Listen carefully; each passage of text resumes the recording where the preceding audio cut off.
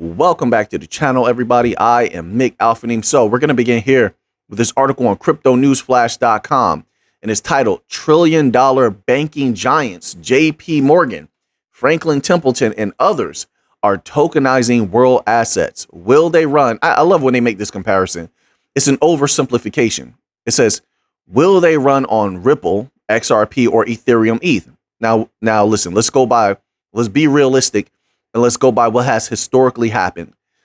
And a lot of these big companies have come out and said, hey, we're going to start on Ethereum because it's more well-known and popular, which is, I think that's the only logical stance they can take, because Ethereum is completely inferior to so many other, not only Bankcoin blockchains, but other blockchains just outright.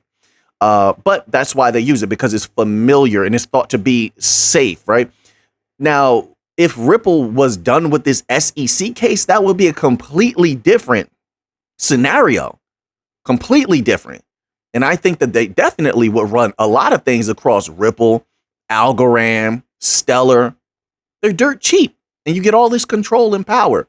So, but as of right now, if you're talking about the circumstances right now, no, I think that they would start with ETH and they would move from there. It's the same way that a lot of other chains have done. They started with one thing and they went to something else, or they layer it up. You look at, like, let's say Cello. Cello was on Ethereum before, wasn't it? Right? Then they moved to being a standalone blockchain. Now they're trying to go back as a layer 2. These things can move around. Companies can shift all the time. That's one example. I'm trying to think. There was another example that I had in mind, but this has happened quite a few times, and I don't think it's going to be any different with these large financial entities either. It says here, in a dynamic shift, the banking industry is steadily moving towards adopting blockchain technology for tokenizing real-world assets. The CBOS conference held in Toronto highlighted this evolution, underscoring the emerging dialogue and collaboration between banks and blockchain technology. Financial entities, predominantly utilizing private blockchains for their potential cost-saving efficiencies, are now broadening their horizon by exploring various tokenization strategies. The ones who are going to win when it comes to the tokenization of everything are the ones that are both most advanced and the cheapest. That's the way that you win this. And right now, sitting at the forefront, you will probably have Hedera. You want to be real about it? Hedera will be out front. They are the most advanced. Just look at their white papers. That's just the truth. Then behind Hedera, you would have the other bank coins or utility coins. You would have Quant in there. Quant is another one. Extremely advanced, extremely cheap to run, efficient to run, and they make everything very good for these large financial entities. Stellar is just so dirt cheap, and you have so much control on Stellar. I see them playing a huge part in what a lot of these companies are going to be doing in the future. I do. Maybe I'm wrong. We'll see. And of course, Ripple is in there, but Ripple has to focus on those wholesale CBDC payments, connecting them, providing liquidity, being a bridge currency. I mean, they have their hands full and they don't need to do too much more than that. To be quite honest, I want them to focus. Anybody building on the XRPL, I want them to focus. That's going to ensure those trillions come later on. Right now, crypto is still in a headlock. Crypto is still being completely assaulted. And if you don't think that, right, just take a look at what happened to the markets the other day. Things were going up a few days ago, right? And I know that because I made a little money off Solana, right? Solana went up a little bit. Yeah. So, but things were going up.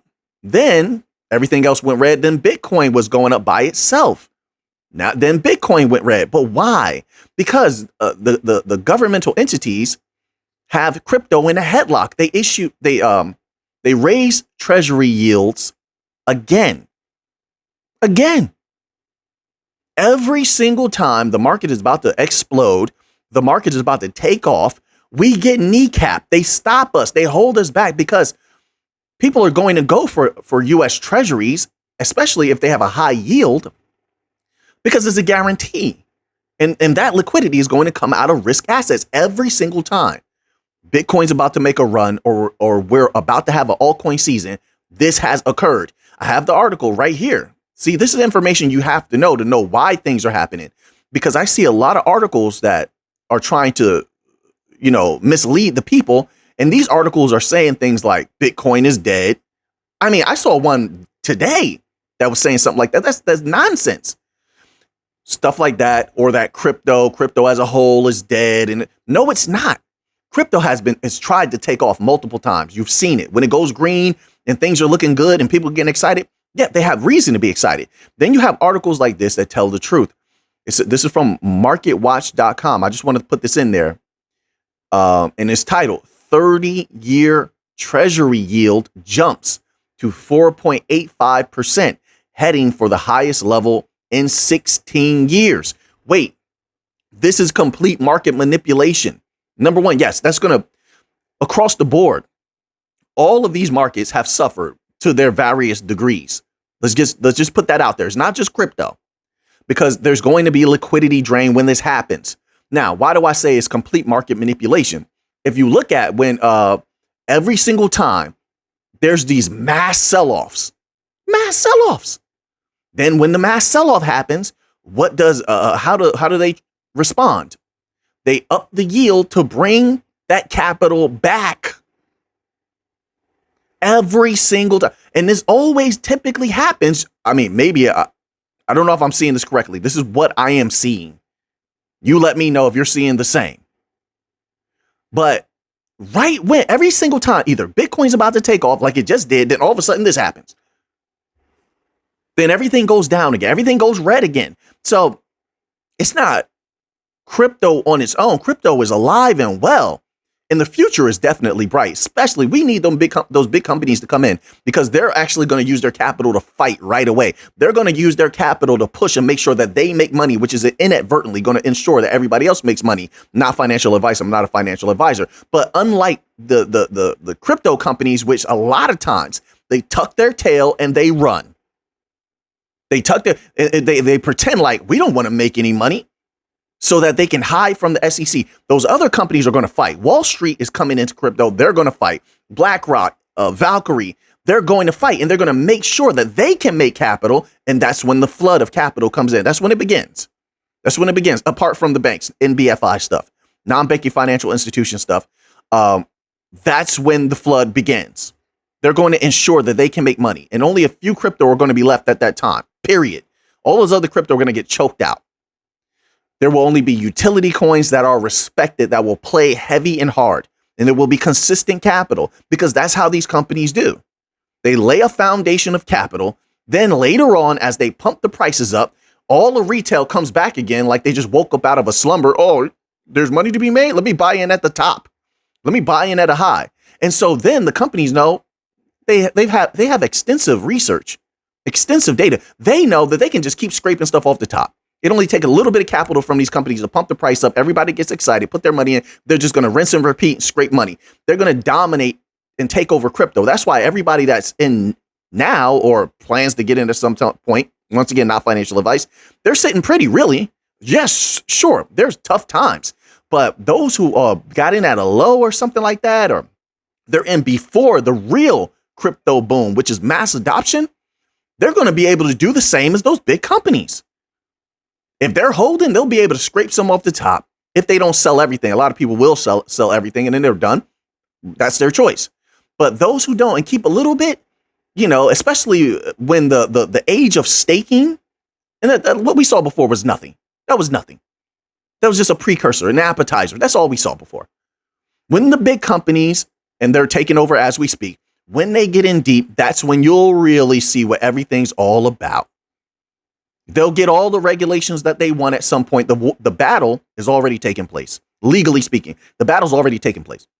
Money's changing hands behind the scenes. This is why you see a lot of these, just my opinion, it's why you see a lot of these politicians getting real fiery all of a sudden about crypto, right? Now they're making this big push. It's because that big money talks behind the scenes. They're involved with that big money. They're involved with BlackRock and Wisdom Tree and Vanguard. Even Gary Gensler's involved with Vanguard. They want to make some capital, right? So this is, and if you don't believe that, this is why you have these politicians that get paid $200,000 a year. Okay, how do they have properties if that's the case? And let me clarify that none of them, if you look at their academic backgrounds, most of them don't have stellar, no pun intended, stellar academic backgrounds. They're not mathematical geniuses. They're not market geniuses. They were just regular people who ran for office. They had the gift of gab and people voted for them. That's the bulk of them. But if that's the case, then how are so many of them who making, let's say, $200,000 or less a year, sitting on like hundreds of millions of dollar properties?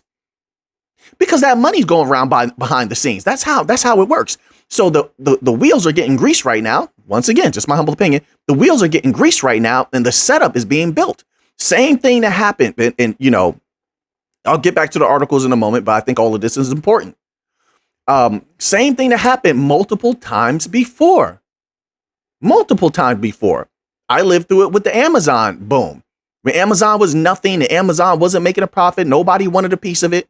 People got in early, and then boom, people made a ton of money off that. Same thing with Tesla. I remember Tesla was low, and people were like, oh, get some Tesla. I remember that. I lived through it.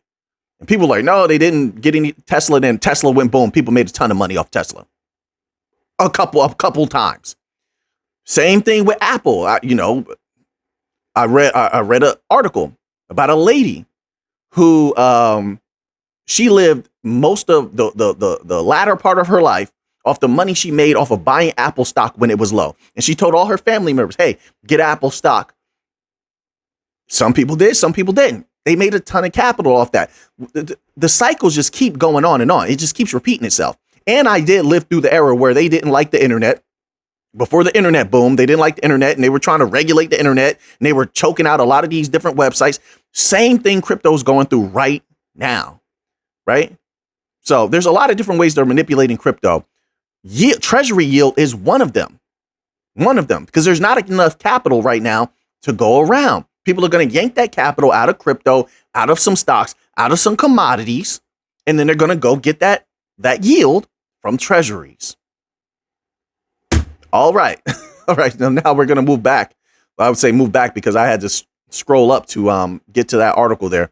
So now this article here is also on cryptonewsflash.com, and it's titled Ripple, XRP, and Stellar XLM and Swift transforming global payments. Yeah, these are the top three players right here.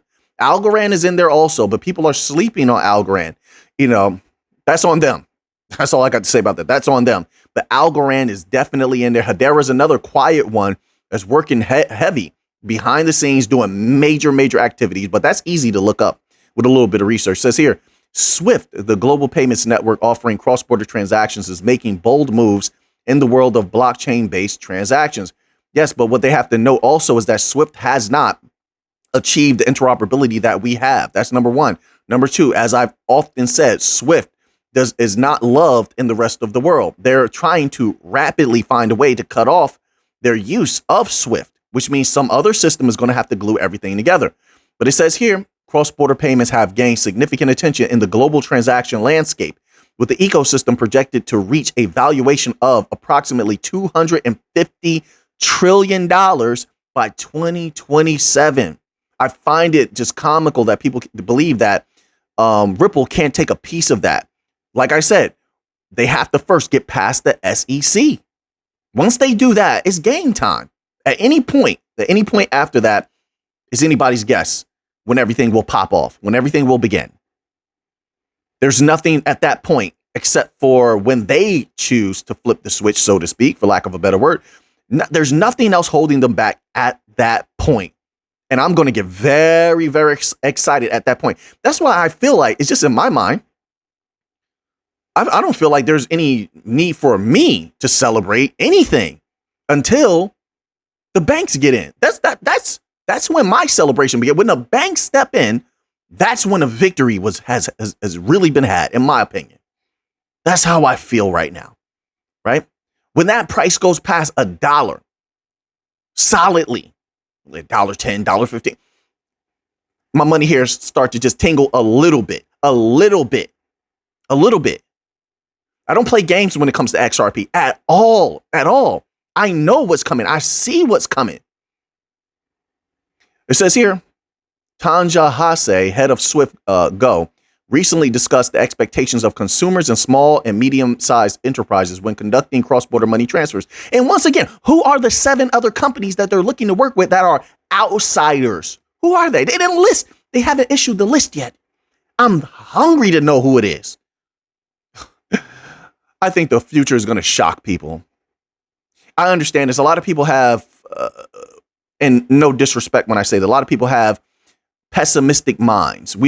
They've gone through so many bad things in life that the negative is highlighted more than the positive. I get that. I fight against that myself throughout life. So, but I fight to remain at a more balanced energy. So I see the negative, but I also see the positive, and I'm weighing the possibilities of what is realistic, not what my own feelings are telling me, but what my mind, stripped of emotion, is telling me. And when I look at what Swift is doing, they worked with Chainlink. They're saying they got 7 other outsiders they're going to work with. I'm like, well, if they were to work with Chainlink, why wouldn't they work with something like Ripple? And I'm going to throw Stellar in there as well. They could use them and throw them a little bits and pieces. They could absorb. If you want to be realistic, they could absorb them. They could absorb them. That's completely realistic. They're working with Chainlink. Is Chainlink even the best in their own class? Because please do a comprehensive comparison of Chainlink and Quant. No disrespect to Chainlink, because Chainlink is going to make people some disgusting money, in my humble opinion. This is how I feel. I don't have any Chainlink. I'm just telling the truth. I think Chainlink is going to make some people disgusting money. There's a few other tokens I don't even talk about that I think that are definitely going to have a big part to play in the future and make some really good capital. But even with knowing that, once again, they work with Chainlink, but is Chainlink even really the best at connecting everything together? Do a comparison between Chainlink and Quant. So with that being said, if they're willing to work with Chainlink and they're making this declaration, they're willing to work with outsiders, why would Ripple and Stellar not have at least the possibility? I'm not saying it's guaranteed. I don't care about that. If it happens, it happens. If it doesn't, we can dominate without them. But to say that there's not the possibility is absolutely silly to me. And I'm going to tell you right now, with all the banks lined up to use Ripple, Stellar, Quant, I don't play games with them at all. At all. I only come here and tell you what I actually think from the research that I've done. No games to be played at all seriousness. I don't play with the bank coin at all. I believe they have an extremely bright future. Period. And I'm here for them. I'm not here for their companies either. I hope the companies do well. And I want the companies to push the chains and all of that. But I'm here to make money. I don't take my eye off that money. Period. Focus, focus, focus. That's how I feel. If I want to get to a victory, I have to focus. If you want to be a victorious, you have to focus. See what's real and not be moved this way or that by external forces. External forces are going to come. They get shaken up. They come and they try to shake you up too. No, I don't tolerate any of that. You have your opinion, I have mine. You have your thoughts, I have mine. I'm not getting shaken by anything. Now, if I choose to change my mind on my own, that's one thing. But until I see something that tells me that the trajectory of these things is changed, no, I'm going to take that stance. I stand on my square. You have hundreds of banks. You mean to tell me, right? Because I've seen a lot of things as of late.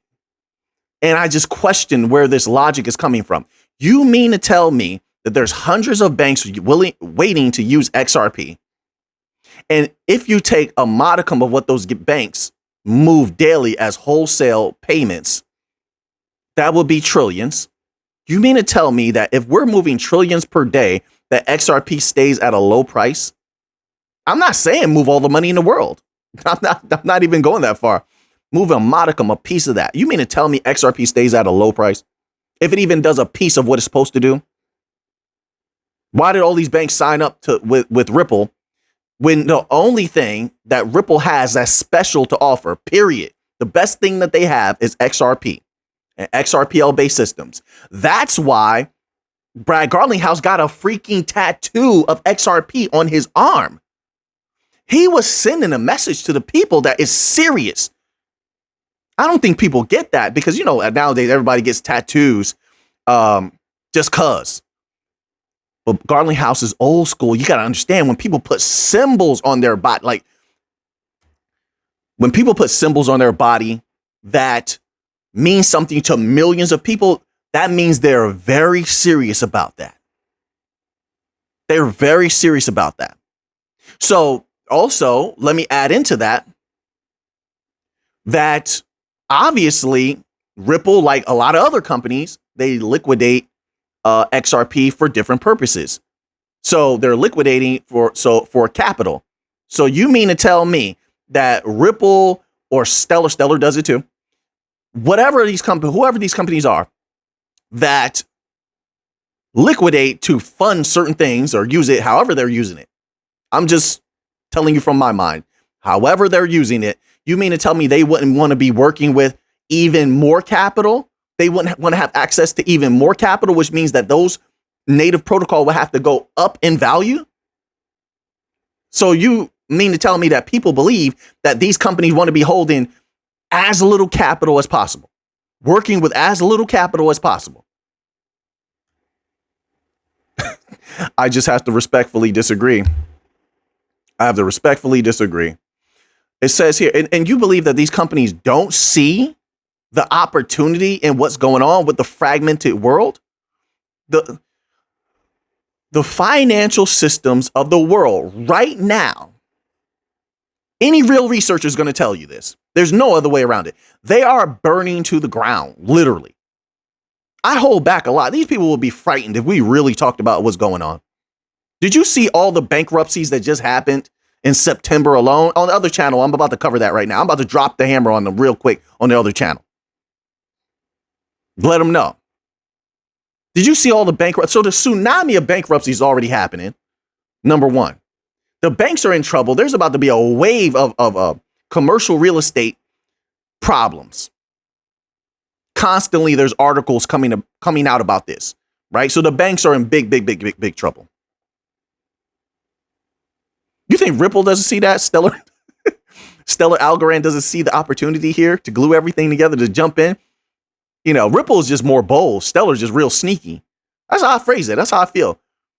Stellar's the one that plays like they're your friend, right? All the while they're trying to take over, right? Oh, we're cool. We're nice. All the while they're reaching in your pocket, taking your money, making all these deals all over the place. Right. We want to help everybody. Meanwhile, I won't even go that far. But yeah, I see what's coming. However they get to the finish line makes no difference to me as long as they get to that finishing line. That's how I feel right now. That's how I feel. Maybe it'll change later. I'm an adaptive being. Like I change over time, giving information. I grow. Time changes the stone. Cause and change is the only constant. Cause and effect. I keep these things in mind as I live, as I grow. Every day I grow. I'm not the same alpha I was yesterday. Every day I change. I think everybody who's wise is like that. If you're learning every day, then you're growing every day. You're adapting every day. We're not the same people we were yesterday. Bear the same name, a similar image. Even our image is a little bit different. Every day the cells on your body, you get new cells, and those old cells you wash off down and drain in the shower. New body almost every day, new organs, everything. People don't keep that in mind. I keep that in mind. So every single day I'm growing. I'm moving forward as existence dictates. So we'll see if this mind state continues or if it grows to a different space. It says in a survey encompassing insights from 4,000 consumers and SMEs across 8 key markets, it was observed that banks continue to be preferred choice for many as the first point of call. That's a myth and that's a lie.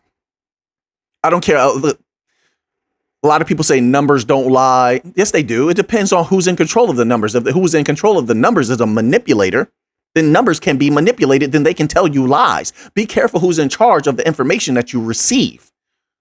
Right? I'm here to tell it to you raw. We just saw certain documentation come out in the last 2 to 3 months that said, and who put it out? I'm remembering a little bit more. Was it the Bank of International Settlements? I don't know. I don't remember who it was. Some of you might. But where they asked a lot of these organizations, who would they want to be? How do they phrase it here? Their first point of call. And it wasn't banks. It was NBFIs. They wanted technology that put them in control, which makes sense when you think about the reality that they're implementing this technology, which gives them control. control and ways to actually go around the banking system because you can have direct transactions. Which is why the banks fear the bank coins. A lot of them are going to merge with them. That doesn't mean they like them. Same thing. I'm going to make money off the banks. I don't like them. I'm just going to take their money. Don't mean I support them. Just means I'm here for exactly what I said, to take their money. So now, all these banks are on the table. When the squeeze starts getting put on the United States a little bit more, I promise you that. It's a swift go. Initially had approximately 400 banks onboarded. Within a year, more than 600 banks joined. Good. Let them join. Let them join. And when the world, tears itself apart a little bit more, I hate to phrase it like that, but that's what they're doing. If they're saying, hey, I'm going to go here and fight these people, and the other people saying, hey, if you do this, we're going to fight you. It's all this fighting back and forth, geopolitical tension back and forth. How much longer can that last? They're pressuring each other with commodities, using commodities as a weapon, using fiat currencies as a weapon, which I do agree with Elon Musk. Fiat has always been a scam. Always. And a detriment to the people, by the way. But they're going to fragment even more. And when that happens, how are all these financial institutions going to transact back and forth? Their big money clients have money all over the world. They have big money investments in China. They have big money investments in Africa and a lot of these different places. But if the SWIFT system is going to get kicked out of a lot of these countries, and that's what they're working toward, make no mistake about it. If the SWIFT system gets kicked out, and they've been talking about that for quite some time, and they've been trying, then these banks that are connected to them will need something else. And that's where Ripple can step in if they're smart. Stellar can step in if they're smart as well. Or somebody on Stellar. I don't even want to say Stellar Foundation. Someone on Billy on Stellar. Algorand would step in 100%. They're hungry. I like a hungry company. And then the opportunity is there. But of course, that takes time. We'll see how much. I don't know. I don't control these timelines. I wish that I did. I speed it up and let everything happen today. A lot of people, as we adjust to what's going on, the holding of crypto back, they constantly kneecap crypto, or we would have already been in a bull run. We'd have had a little mini bull run. It wouldn't have been a true bull run, but a couple of mini bull runs, sure. But we were held back by these regulators and the government with their T-bills and their bonds. The people get frustrated and say, oh, this is going to be a little bit longer, or this, like these people keep manipulating everything, pushing everything back. What can we do? We can't do anything about that. We can't. Oh, we're going to issue these regulations this year, then they change it. We're going to issue them next year. Remember all of that? We're going to put out this document. Remember the Fed documents on digital dollar? We're going to put it out in May. Then they switched it. No, we're going to put it out in December. Same thing. Remember the first MiCA legislation dates? We're going to release MiCA legislation probably top of the year 2024. Then they switched it. Oh, the end of the year 2024. What are we supposed to do about that? What can we do about that? There's nothing we can do about that. Nothing at all. A lot of people, they don't get that. Researchers can't do anything except tell you what actually is there. And then have the hopes that you're going to look it up for yourself. There's nothing else that people can do. Nothing. United States still dragging their feet on regulations. I mean, how many more letters can we write? How many more phone calls can we make? We've been fighting the whole time. At least a few of us. We've been working super hard. Super hard. Bags under our eyes. All we can do is continue the fight. I saw an article where they were asking, Congress, is Congress going to take some sort of action now? They haven't yet. So why would I put my faith in entities that haven't done anything thus far? Like I said, the only thing that could be done is maybe some of that money behind the scenes is pressing them a little bit more. Now that can move them. I think that's why they're moving now. Anything else is not going to move them. We spent years trying to get these people to do something. So obviously that's not what's going to work.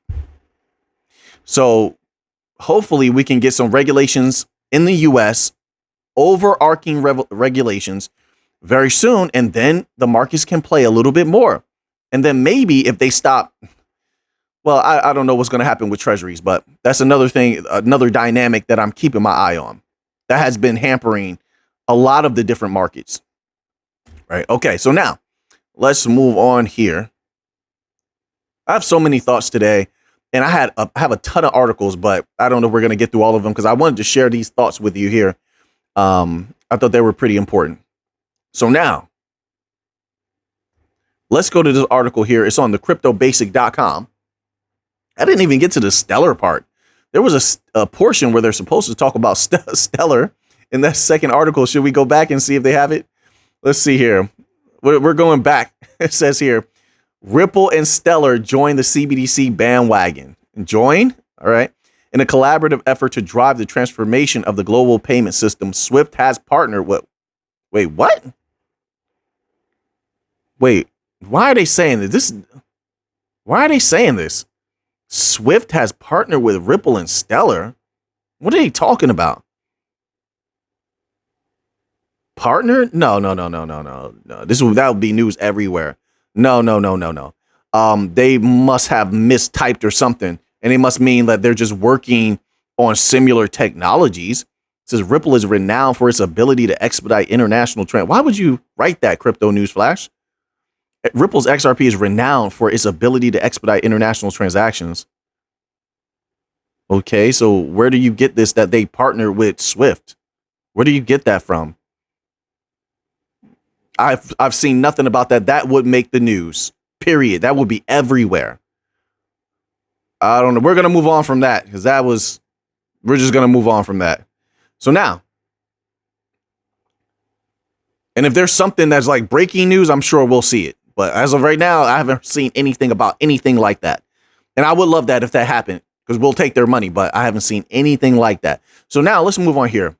So this article is from the cryptobasic.com and it's titled, Here is How XRP is Designed to Revolutionize Global Payment with 293 million plus transactions per day. That's a lot.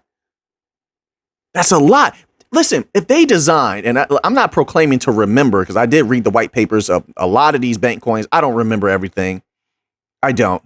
So the structure of how they function and how different movements of capital affect the price or go through, I don't proclaim to know that, but I'm going to say this. There's ways, I'm sure, that they can program if they haven't already, because they have that guaranteed exchange rate, right? They can program things to where companies, like what Quant just did, put in their fiat. They don't have to buy XRP, right? They don't have to buy XRP, just like what Quant did. They put in their fiat, and then for whatever transaction they want, when they initiate the transaction, that fiat is then converted into Quant. However that works, it serves the purpose for that transaction, and yet they don't have to, the companies don't have to worry about holding that crypto or its volatility. It negates the volatility, right? Now, that still would affect Quant's price. Quant itself will go up as it's being used more, but the companies wouldn't be exposed to that volatility. You get what I'm saying? XRP can have something similar instituted if it's not already. Maybe they do have that. You let me know. But they can have it where companies can put their fiat in, it's converted to XRP, or if they want, they can hold XRP. That's up to them, right? They have the option. Have it sent to someone else. Instant. I'm talking about true instant transaction and finality, right? So that they're not exposed. So if they send $1 comes out on the other side. They send $2 is locked in. They receive $2 on the other side. So their capital is not affected by the volatility, but XRP is being used. So on the market is becoming rare and that price goes up. Does this make sense? Am I missing something? Maybe I am, and I'm not thinking about something. This is possible. You let me know. But that's how I see it, that it could be possible. Now, if they have something like that, or if they don't, but if they're having anywhere near 293 million plus transactions per day, which I believe is going to be much more than that. Why do I say that? Because they continue to talk about increasing the transactions per second. So where they are now is not where they will be in the future. But this is definitely significant. It says here, in a recent tweet, prominent XRP influencer Alex Cobb revealed some impressive statistics about the capabilities of the XRP blockchain. It says Cobb spotlighted that XRP can process 3,400 transactions per second. He further broke down the figure into minutes, hours, and days to help the crypto community visualize the XRP blockchain capability better. In particular, Cobb highlighted that the XRP 3,400 transactions per second translates to 204,000 transactions per minute, which in turn implies a remarkable 12.24 million transactions per second. And on a 24-hour scale, Cobb stated that the XRP token can facilitate over 293 transactions per day. That is a lot.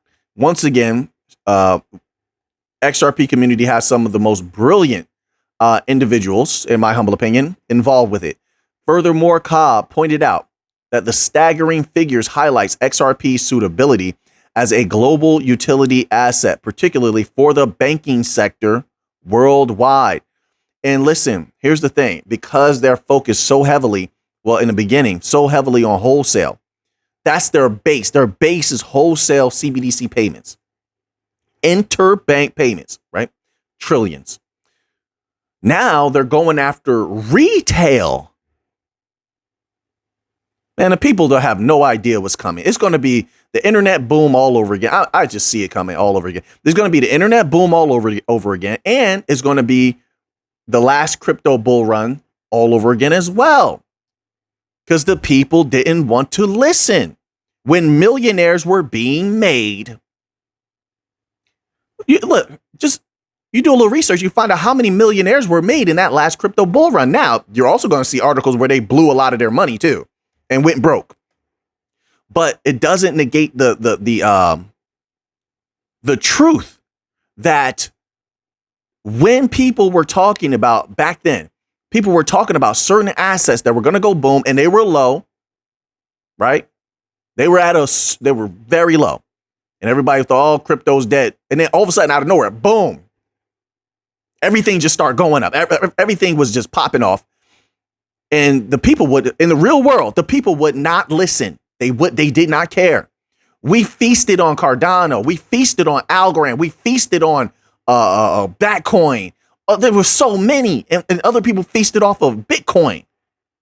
There were so many, and they didn't listen. All of that's going to happen again. It's going to happen again, even worse this time, in my humble opinion. And I saw some articles where people are saying, well, it might be smaller this time because there's not so much printing of capital. Here's the balancer. So, yeah, people had their stimulus checks and things like that. There was a lot of capital floating around, and the economies were just better. The overall economy was just better globally. So let's get that out there. But as you now have that lack of stimulus check liquidity, it went down. Guess what is coming in to rebalance things? Institutional money. There wasn't that much institutional money last time, or else Bitcoin would have went way past the predictions that were conservative that they were making. This is why you have so many people saying Bitcoin to 80,000, Bitcoin to 100,000, Bitcoin to 200,000, whatever. And they were not ignorant people. They were very brilliant. But they didn't know that the kneecapping was coming, the burning down of the legacy financial system, which definitely is manufactured. They didn't know that that was going to come, right? Horrible global economic circumstances, especially Western economic circumstances, because they don't know what they're doing. There's no way anybody could know that that was coming. It just came out of nowhere. But the institutional money is what's new, and is going to be more of that than there was before. If retail and a lot of small institutional money move the crypto markets like that before, why wouldn't it be bigger if you're going to have BlackRock involved now? They weren't involved before. If BlackRock is involved, Vanguard is involved. They both are the biggest holders of each other. BlackRock, the biggest holder of Vanguard. Vanguard, the biggest holder of BlackRock. Wisdom Tree is involved. Franklin Templeton is involved. Valkyrie is involved. That's the missing element that people aren't looking at as to what one of the reasons why it will be bigger. That's not even taken into account combined utility with that. This is logical, in my opinion, unless I'm missing something. And if so, correct me. Correct me. But when that money comes in, it's going to be more powerful and more consistent than what happened in the last bull run. There was so much volatility and the markets were so whimsical. They were moved by news. News will come out. Oh, we're afraid. Sell. Market news come in. Oh, we're excited. Price go up. That's not going to happen. That volatility, a lot of it will be negated when all that big institutional money gets in, and they will park some of it. Not all of it, but they will park some of it. And it will be consistent. That's how I see it going.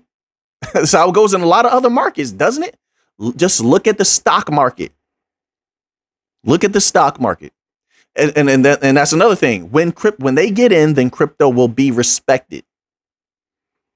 Crypto will be respected. And as they cause the prices of a lot of respected assets to go up, all that money from all the pump and dumps, the scam coins will come out of them because they're going to want to make some real money. And then that money will go into legit projects as well, which will boost up the prices a little bit more. When this happens, I don't know. But as of right now, it's taking place that they're taking over. And that capital looks like it's going to be coming in at some point soon. That's all I can say, really.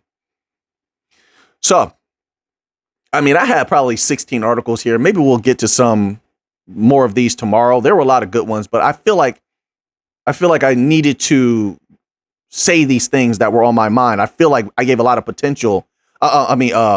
potent information in this one. We talked about T-bills, CBDCs, things like that, institutional money, the lack of retail liquidity because of stimulus checks, versus institutional capital, which is better, way better.